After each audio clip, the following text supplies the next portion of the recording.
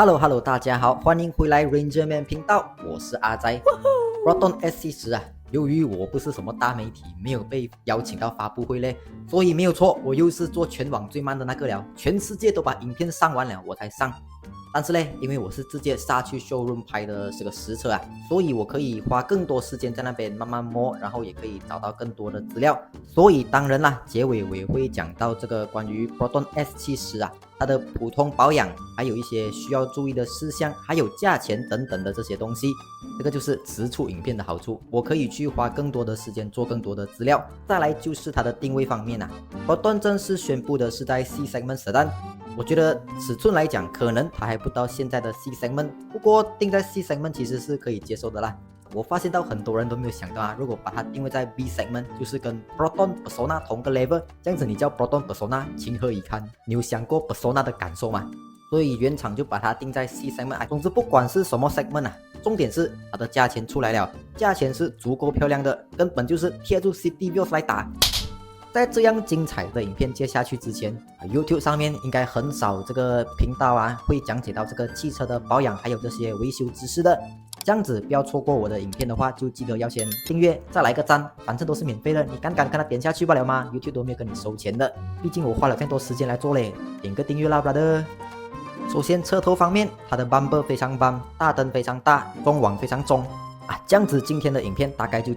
因为外形你也是看到不要看了，可能都已经去过 showroom 看过真车了，所以我就讲我个人的一些比较主观的感受就好。这个 S70啊，很明显你我都觉得它的外形就不是一个像 X50这样子主打年轻主打运动的那个感觉，反而呢就很多人讲它看起来很老水很成熟。不过其实成熟带来的好处就是它的外形可以设计到比较atas比较贵的那个感觉。这样子讲贵呢，我举一个最简单的例子啦 ，Lamborghini。你看 Lamborghini 的车如果你把它的 logo 折掉，你会觉得它贵吗？它看起来是很运动，棱棱角角很 sharp 没有错，不过就是不会看起来贵哦。这个就是设计方面的一些思维不同啦。所以这个 S70它看起来运动没有，它看起来高贵确实是有做到。而且这个车头我个人是觉得真的很有 Volvo 车的那个味道。至于设计要怎样子看起来高贵，怎样子看起来很 sport 很运动，这个之后有机会再专门做一集影片为大家讲解。头灯我仔细看里面的话，其实它的灯具都还是 OK 的，上面这个3.4的 LED 就是 Daylight 还有 Signal， 然后这个 projector 应该是它的主要光源，应该是大灯，再来这边的这个 reflector 可能就是它的高灯 high beam 这样子的。然后在 grill 就有一个地方我觉得很奇怪这片雾银色的你看上面有下面有，不过中间跟车头灯连接的地方却变成了黑色，然后也是单独一块的。我看过中国的版本它是整个都是这个雾银色的框框着，这个黑色可能 Proton 是要把它的车头灯可以直接好像连接到中网的那种感觉，就不会有分开这样子的。不过我觉得是有点怪啦，近看的话，如果远看可能还 OK， 还可以接受。雾灯座的这个位置也已经取消掉了之前的 Daylight， 看来最新的家族式可能又会被更换了，因为包括这个中网也和以前的 Infinity Wave 是不一样了的。反而 X90 过后的这个 Proton 可能就会出现新的家族式面孔，这个我们可以敬请期待一下 Proton 的设计师发挥更有创意的设计。车侧方面非常侧 ，Rim 很 Rim 结束。车侧就真的是没有什么特别啦，它也不是现在流行的 fastback 设计，都还是比较传统的这个 sedan 车造型，主打的是成熟嘛。不过车顶就很奇怪它的这两边少了一黑色的塑胶 cover。我问了阿豪他们有去过 S70 发布会的，他是跟我讲本来就都是没有的啦，并不只是这个 production 的瑕疵，或者是讲之后有 test drive unit 了再看这个上面会不会有 cover 啦。反正就目前来看，应该很高几率就是这样子的咯。Rim 的尺寸就和 Vios 的是一样，这个设计是 OK 啦，可以接受，特别美，不会特别丑，也不会就不至于想要让我一买车就去换掉 Rim 的那种设计。来到车尾我个人在看到实车之后是有一点点小小的 complaint， 就是我觉得它这个尾灯的面积好像不够大，好像太过细太过小个了，就它的这个 bumper 以上的上半段好像不够饱满的感觉，这个就个人非常主观的意见bumper 下部分的这个设计你也看得出它都是要走 atas 的那个风格啦，并不会像 Vios 还是 City 这样子原装就给你 body kit， 好像很多风刀很多洞棱棱角角的那个感觉一样是没有。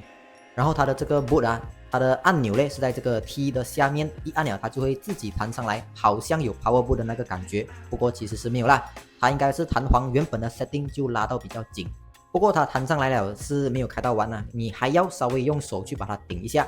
空间你们看够不够大咯？我个人是觉得 OK 啦，因为其实我自己的驾驶习惯了，我也不常用到这个后车厢啊。Spare tire S70是有给到你，尾灯亮起来就真的是好看哦。不过我就觉得好像有点太过复杂了。不过我看网上普遍都是好评啦，这样子看应该是没什么问题咯。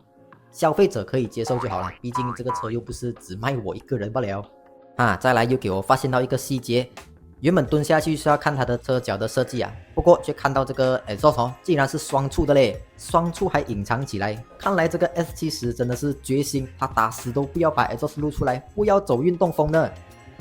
啊，内饰设计类我同样也是稍微快速的带过就好了，因为你们也看到，不要看了，我就讲我发现到的一些小细节啊。这个副驾的扶手箱嘞是有这个缓降的功能。其实主要就是依靠旁边的这只 damper，这个东西慢慢也是会没有力啦。不过就新车来讲，这个你不用烦恼啦。然后 center console 啊，派单杆下面的这个位置哦，原厂就有掏了一个洞给你，又是一个空间。如果女孩子啊要放比较小个的 bag 的话，是放得进的。你也不用放在副驾的椅子上面，也不会不安全呐。这个 glove box 哦，它的这个设计也是不错，它可以定在任何一个角度，并不是开到完关直接绑下来的那种设计。然后它头顶上的这个灯啊。阿豪哥是讲它是柔光的，就 LED 来讲的话，它就不会这么刺眼，可能就是那个灯的壳啊，那个 cover 有经过特别的处理。然后 dashboard 上面整大片呢都是给你软材质，这个诚意 OK 可以给过，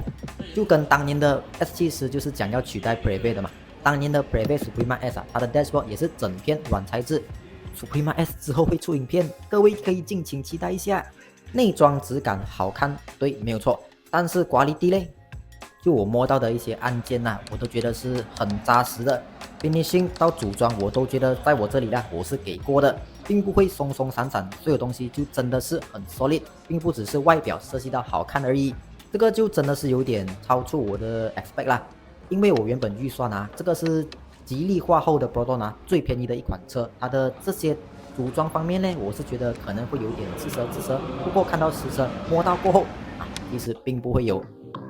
再来它的后座啊，这个也是让我有惊喜的地方，因为它的后座啊，在你背后的这个部分是有做凹陷的，所以就我人坐下去的时候啊，背部是整个完美贴合在这个椅背上面的，这个设计一样给过啊，人坐起来是真的很舒服。不过呢，小小的 complaint 就是它的这个椅子的 cushion 啊，有一点点的硬。至于腿部空间方面的话，我个人是觉得比现在的 B segment 大，不过又不到 Civic 那个 level 的 C segment 水平。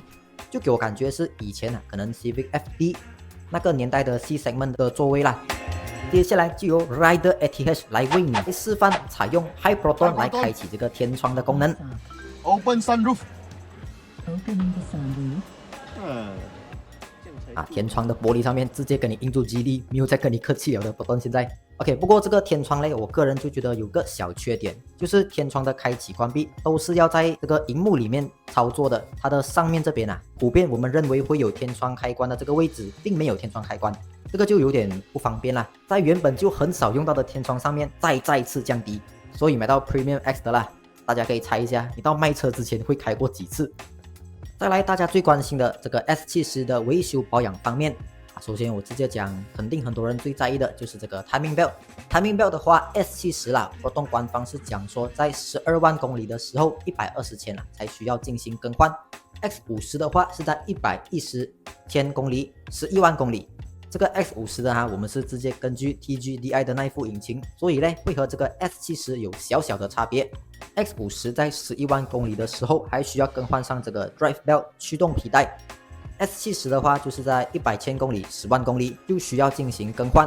timing belt 的话啦，以前我们比较旧款的车是在10万公里、100千的时候就需要直接把它换掉。我看这个 S70、X50 都好了，他们都是在10万公里过后，这个就我是有所保留啦。价格方面的话，S70和 X50 都一样，更换 timing belt 的费用是195块。drive belt 这个拉着 alternator 拉着冷气泵water pump 的这个 drive belt 价格就是112块。再来 S70 的一般保养，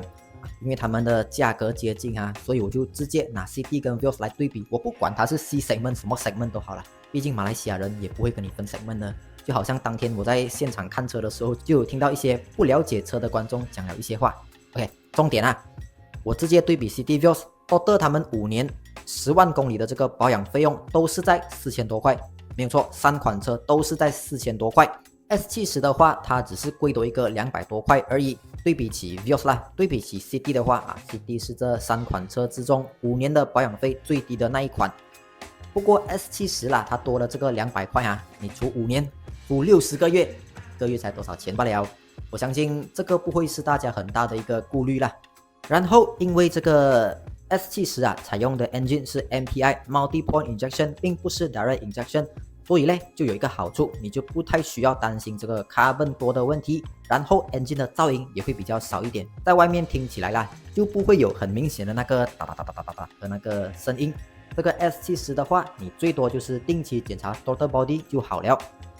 再来，我再跟大家聊聊一下一些可以在外面保养，然后原厂的这个保养清单也没有写的东西啊。第一个就是这个 brake皮，brake皮的话，一般上普遍我知道的啦，原厂都是没有限制你的，在外面换都是 OK 的，warranty是不会有影响啊。不过这个可能是各个品牌都有不同的 law 啊，这个大家就最好是询问过你的 SA。brake 皮的话，同样我对比 Vios 跟 CD 啦 ，CD 可能就会便宜少少。原因是什么嘞？其实就是电子 parking brake， 没有错。因为采用电子 parking brake 所以嘞，这个 workshop 它就需要有一个特别的 tools。所以在人工方面的话，电子 parking brake 更换 brake 皮就会比较贵一点，主要就是这个 labor fee、workmanship 那方面会贵啦。再来这个消耗品啦，也是滴滴肯定会便宜。S70 和 Vios 的价钱是一样的，它就是打压，因为它和 Vios 的尺寸都是一样，采用这个17寸，然后 CD 的话是16寸。再来嘞，那个打压这么窄，当然便宜啦。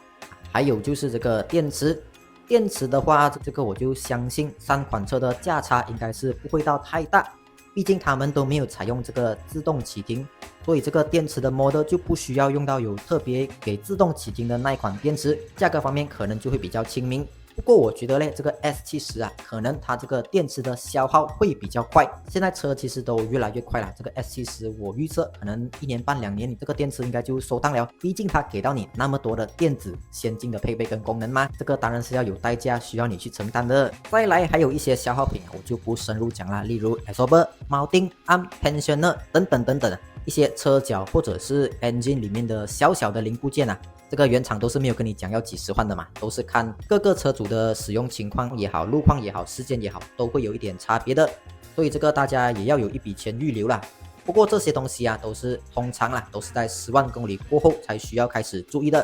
看了这个 S70 的保养，你觉得嘞是你可以承担的吗？甚至来讲，你觉得值得去承担这样子的保养费用吗？都可以在下面留言告诉我的。对这个 S70你有什么样的不同意见留言写出来不了的。感谢各位，感谢收看，我是阿仔，记得订阅我的频道我们下期影片见，拜。